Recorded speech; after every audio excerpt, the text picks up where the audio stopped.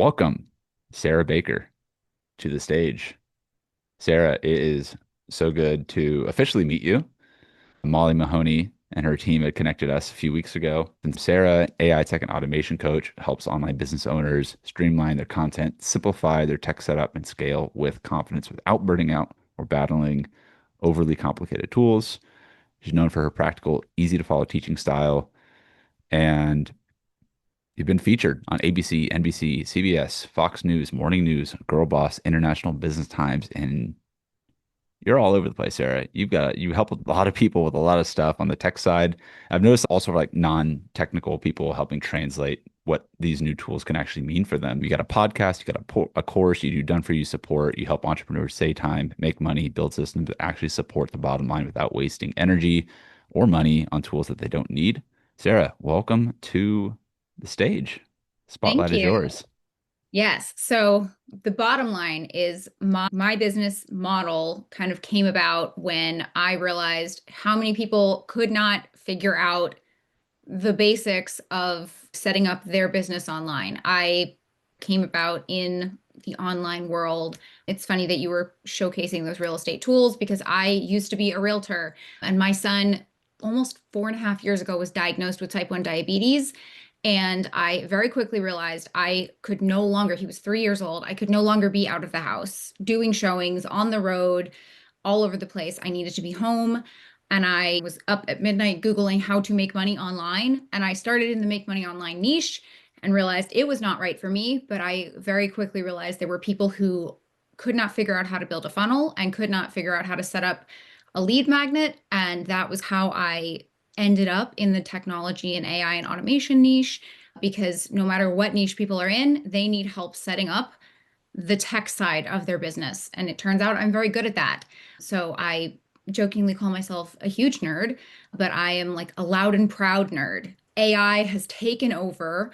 I have jumped in headfirst and learned all of the things. But as you were just saying, it there are so many people who don't know how to use ChatGPT or don't know how to the first thing about AI. And so that has become my passion, is helping people figure out how to use all of these tools, because it's all out there and it's amazing. And you're passionate about teaching this too, but if you can't figure out how to use it, it's what's the point, right? I'm going to talk about Sora 2 today. It's funny that you were asking earlier about AI marketing world. I was talking about Chat GPT for beginners.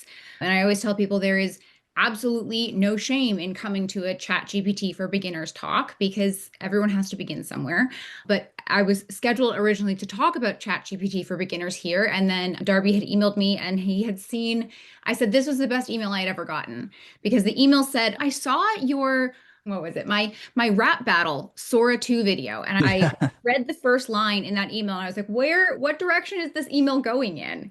Instead of it being like, you can't come talk because you did a rap battle video. Instead it was, can you actually talk about Sora 2? And I was like, okay, this is the best email ever, because I never thought a Sora 2 rap battle video would end up getting me a speaking gig on Sora 2. So I would love to know in the chat how many people know what Sora 2 is or are on Sora 2. It is super new. And so I have a very short slide deck for you. I will share it with you at the end. And I'm going to do like oh, okay, I love that you guys are all on it. Karen has been on it. Donna loves it. Awesome. John knows about it. Fantastic. Okay, I'm going to share my screen. I'm not going to lie, I finished this presentation about 45 minutes ago, which is very on brand for me to do things like super last minute. My ADHD thrives on this. Okay, so I'm also Well, going to, when you have Gamma, right? You can tell that this is Gamma, right? I love Gamma. When I saw the lineup, I was like, great, Gamma's here too.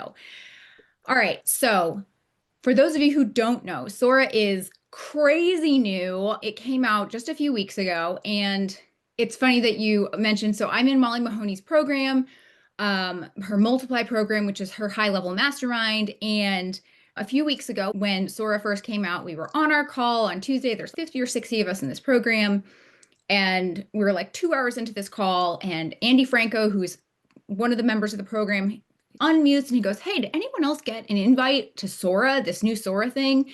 And that was like the end of the productivity on the call because then we were all like, what is Sora? And many of us are early adopters to tools.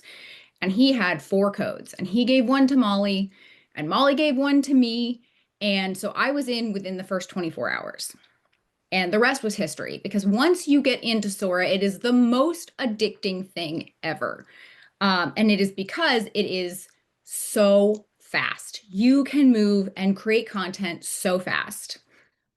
So I'm going to go through it for those of you who may not know what it is. Basically AI and video creation. And if you've created videos on VO3, it's similar, but it is so much easier. I had been creating videos on VO3 before, but VO3 you have to have really specific prompts and you can waste a lot of credits, and Sora 2 was like a breath of fresh air because once you've created your cameo, which is yourself, all of a sudden you get these videos within minutes and they look just like you and they sound just like you and you can make them do anything.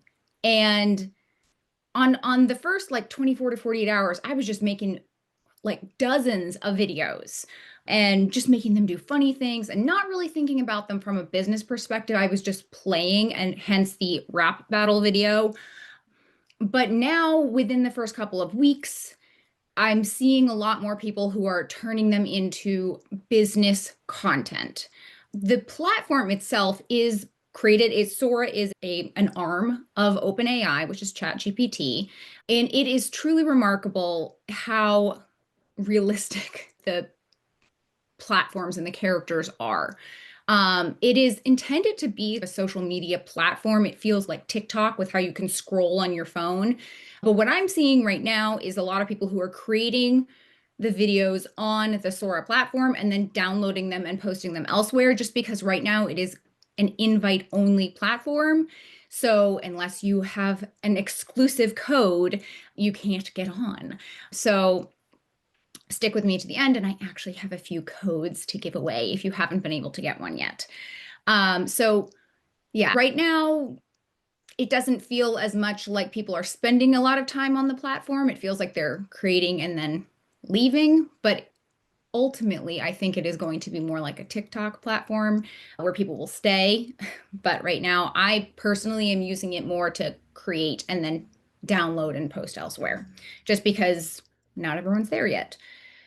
So this is more of the informational slide. So it is currently rolling out only in the United States and Canada. And of course, the trash truck is outside my house right now. So if you hear beeping, I'm sorry. And like I said, it is invite only. You have to get a code, and then each person who gets on gets 4 codes that they can then give away. So like right now, my husband has 4 codes because I gave him one of my codes, and then I'm taking his codes to give away. So he doesn't get to use them.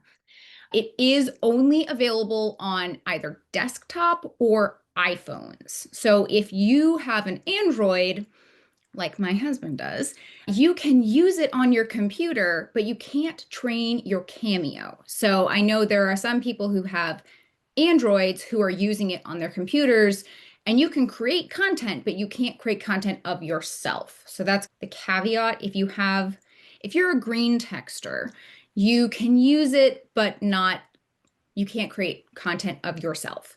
Or if you have someone who you know who has an iPhone, you could train your Cameo once on your friend's phone, and then you could create content on a desktop. So that's the workaround if you are not a blue texter. I do tease my husband a fair amount about that. In fact, we've been married for 12 years and he is still not allowed in my family's group chat because we won't let him ruin our family blue chat aesthetic. So that's the running joke in my family. You're more than justified in that. We said maybe when we get to 15 years, we'll let him in the family chat, but Yeah, that's TBD. I see a couple comments just around being able to access Sora 2, Assad saying also through Poe, and I've noticed a few other platforms starting to integrate that. Maybe I don't use Poe personally, but maybe you're able to access the video models now in some of the platforms as it becomes more readily available. Like potentially even HeyGen. I anticipate like, Oh, can you train your Cameo through Poe? I don't know about that. Assad, do oh you know?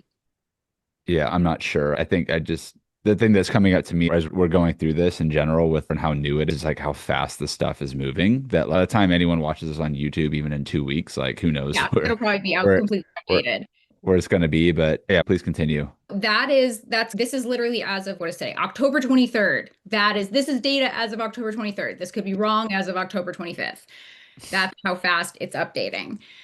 So this is how you get it. Like I said, you have to get a code to get access. You log in with your OpenAI account, you write your prompt, and this is the key and the difference, the biggest difference that I see between Sora and other video generating apps is that the prompting is so much simpler.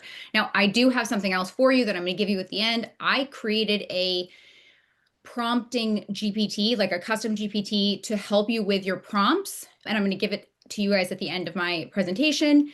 But the other thing that I'm noticing, I've got two kind of comments on the prompting. One, you can write really simple prompts, and Sora takes over and still creates really great videos for you, or Sora videos. Comparing it to something like VO3, where you have to have really specific instructions for VO3, or you get complete junk, or just like all messed up. Like I said, I had been using VO3 prior to Sora. I have not created a lot in VO3 since Sora came out, because VO3 is so much more nuanced. And the other thing that I really like about Sora is that you can remix other people's videos. So if you find a video you really like, there's the remix, and you literally just put your own cameo in and you can their content. And that is one of my other favorite features. The other thing that I really like now about this platform, since it's so new, is a lot of people, when they're publishing their videos, are publishing their videos with their prompt in the caption. So I love that right now because it feels like everyone is just sharing their prompts openly. So you can see how people are writing their prompts and steal their ideas and steal their prompting thoughts. And I think I'm really loving that sense of community right now inside of Sora. And it's helping me come up with ideas for how to structure my prompts within the community. But I am going to share, like I said, the GPT that I wrote. It's public in the App Store so that you can continually learn how to improve your prompts and get better and better Sora videos. It's relatively simple. And then the cameo stuff I'm going to talk about in a few slides. So I've already talked about VO3 versus Sora 2. I think there's different use cases for both of them as well. VO3 I think of as more for more polished content. Sora 2 is more for like playful content as well. And VO3 is also if you're going to do more scenes. Although with Sora 2, you can also create multiple scenes and then download them and edit them together in a platform like CapCut and make longer videos. But also with Sora 2 right now, as far as I know, there is currently no way to remove the watermarks. But honestly, I'm going to get to that in a bit. I think that's a good thing right now, and I'm going to talk about why. So I'm gonna actually do the live demo at the end. I think I'm gonna get through all the slides and then we'll do a little demo. So like I said, the biggest thing that sets Sora 2 apart is the cameos. And I think it is very fun that there are some celebrities who are getting in on this, most notably. Oh, I was going to say that when I first joined, I felt like a baby giraffe because I was like, what am I doing? Like I said, I was in the first 24 hours. I had no idea what I was doing when I was creating my cameo because I opened it up and it said, okay, repeat these three numbers and tilt your head up and down, left and right. In fact, I will show you if you notice the office behind me. Let's see. Are you able to see I changed tabs and I just want to make sure that you can see behind me. God. When wow. Let's see. I can see I love how I point to the screen with my hand. If you look at the one with the fairy, Yeah. at the very bottom, that is my office behind me. So you can see when I trained my cameo, it clearly took in all of the information behind me, but I had no idea what was going on. And it was clearly training on what my office looks like, but I had no idea what I was doing. And I was just tilting my head and going up and down, left and right. And it clearly learned what my entire office looks like, but I was just going with the flow because I was like, okay, I'm in, let's do this. So yeah, like I said, I felt like a baby giraffe learning how to walk, no idea what I was doing. But the key with Sora is that you're not just creating content, you are becoming the content. And that's a really powerful thing because now, you have unlimited content at your fingertips. Like I said, there are celebrities getting in and their cameos are wide open, which means anyone can use their likeness and add them to their cameos. Like I've done a couple with Mark Cuban, and that is Jake Paul on the right, if you know who that is. And that's obviously Shaq doing ballet on the left. And there are others on there, but there's some very interesting cameos with some of these celebrities. But the other thing I want to point out, and this is definitely a hot topic right now, is that there's some controversy about Sora. There have been a lot of historical figures and trademarked characters. There have been a lot of cameos with JFK, with Audrey Hepburn, with Robin Williams, with Martin Luther King Jr. Not all of them have been flattering. And for example, Robin Williams' daughter, Zelda, said, I was just reading an article about this morning, said that people, fans of her father, were sending her tons and tons of Soras that had been made with his likeness. And it was very triggering to her after her father's passing. There were a lot of copyright issues with SpongeBob and with the Pokemon characters. George Carlin's estate had said that they had issues with a lot of the AI generated content of with his likeness. And you can see just some Rogers was made to do a lot of things that were not part of his overall character. Elvis, Bob Ross, and a lot of celebrities in Hollywood are also very concerned over how their intellectual property and how their what's the word I'm looking for?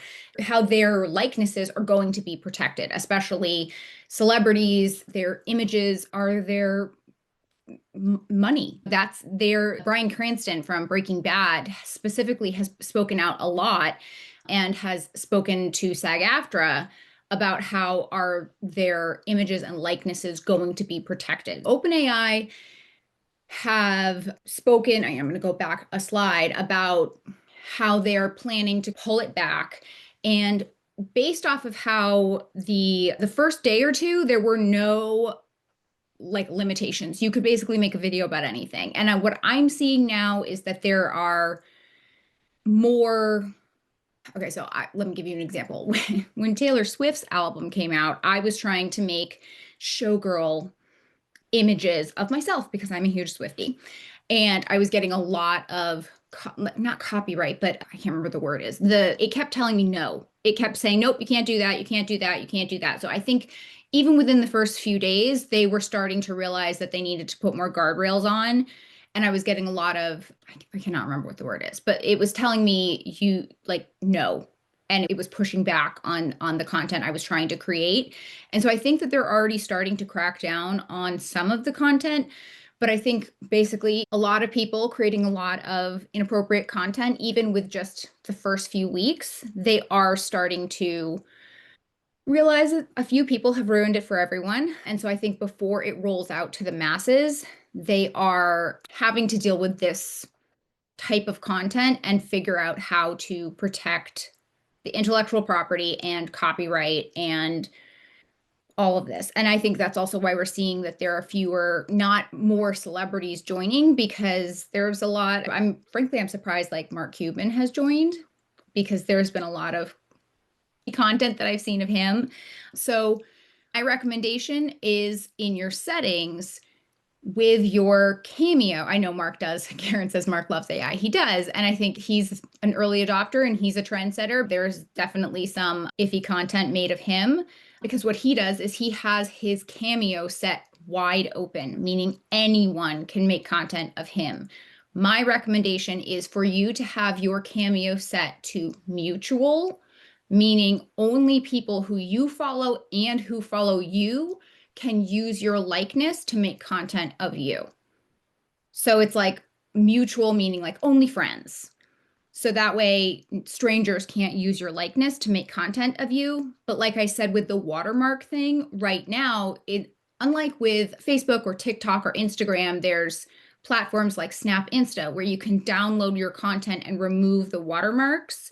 Currently, and I'm sure this is a short-term thing, but currently there is no platform that I'm aware of that allows you to download Sora videos without that floating around watermark. And I think that is a good thing because these videos are so hyper realistic that you don't want someone to be able to create a video using your cameo and then download it without a watermark, making you do or say potentially anything, and then download it and make it look like you are doing or saying anything potentially without your permission. So I recommend to keep those guardrails up, that you only set your cameo to mutual people who you are following and they are following you. And I'm okay with the fact that the watermarks are there. In fact, I sent one to my parents and my dad couldn't tell it was AI. That's a little crazy. So here are the bottom lines. People think AI is only for techies. They think it takes hours to make videos like this. They think Sora is just a toy, or that they think that their brand isn't big enough to negate having content made like this. But the reality is, if you can write, you can prompt, you can make professional looking videos in just minutes. This can absolutely become a business asset. Don't think of it as just a toy. It's totally fine once you first get into Sora to play around with it for days or even a week or two so that you get comfortable with how to use it. And it could look, it can make your brand and your business look big and like a professional, even if you are just starting out or even if you are a solopreneur. And this is me putting you on notice. That is a huge photo of me. I did not realize it was going to look that big. You are out of excuses because with Sora, you officially have no more reasons not to create content. You can produce dozens of videos in a matter of an hour. And then I've got a couple examples of prompts. And this is a QR code and a website, but I will drop the link in the chat. I have got for you all of the slides from today, as well as the prompt generator GPT. And I know we have 4 minutes left, so I can either show you a whole bunch of examples, but it seems like a lot of you were familiar with Sora, or I can answer some questions, but I'm trying to also stick to 30 minutes. And obviously I love to talk. So what would you prefer to do with the last few minutes? Any burning questions out there? I think a lot of us have seen the videos. Grant asks, how are you using it from a business perspective?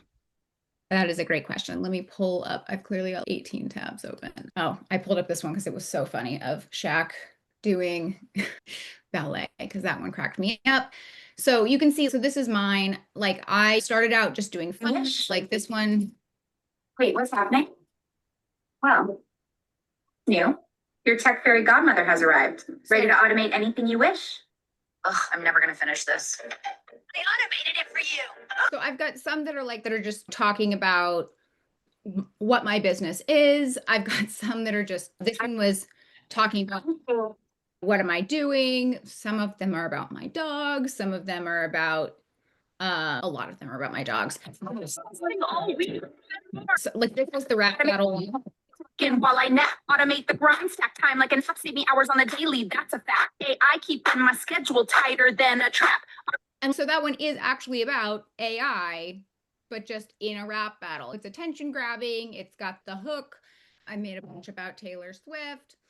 This one up here. KPIs and share them instantly. Yeah, this one that I'm pointing to with my hand again was about OpenAI Dev Day, because I was on it. I was like quite literally reacting like that in real world. And I was like, oh, I should make a Sora about that. So that is one of the things that I'm using it for, as from a business perspective, is when I'm reacting to something or I have a thought in real time, I'm able to create content so fast. And even if I am sitting around in a hoodie with a messy bun and I'm like, there's no way in real life that I would be making content, because I also have 3 kids under 10. I am on the go, and they're all in sports. I am on the go all the time. So sometimes I can't stop and make content because I am driving my car to sports 4 hours a day. So maybe I don't have the ability to stop and make content, but now I'm out, like I said in my slides, I'm out of excuses. I'm holding myself accountable too, because I can use Sora to make content. So if I'm at a red light, I can stop and type a prompt in, and by the time I get to the next red light, the video is done and I can download it and post it. So that's one of the ways, is that there's no excuse not to create. Like this one. When I opened my suitcase, there was a glitter situation, like full sparkle apocalypse. We'll send someone up immediately. Thank you. So I made that one of Molly when we were arriving at AI Marketing World. She posted it on her Instagram and tagged me in it because I created it of her. And that one has, like, last I checked, like 12 or 13,000 views on Instagram that like were collaborators on that post. And that's just like a silly one that I made a bunch when we were at AI Marketing World. I made that one, this one, literally just to troll my mom. That was just like a funny one. But I have a whole bunch in my drafts, which are not showing up on desktop. I guess the drafts live on your phone. And those are all just backed up and like ready to post and ready to download. That's the only thing, is I have not figured out how to download them if they're not posted. So I think you do have to post them in order to download them. Oh, I guess, can I see the draft in here? I think you can, but we got to cut it off here, Sarah. We got our next session coming up. And thank you so much for giving us the breakdown of Sora and video. And of course, this stuff is moving so fast, guys. So make sure that you're staying on top of it. Yeah. Yeah, if you don't mind dropping that link, that'd be great. You guys can check that QR code on the replay, of course. And Sarah, thank you so much. Real quick, where's the best way to connect with you for those that want to get in touch? I will put my website and my Facebook in the chat as well. All right. Sounds good. Thank you so much, Sarah.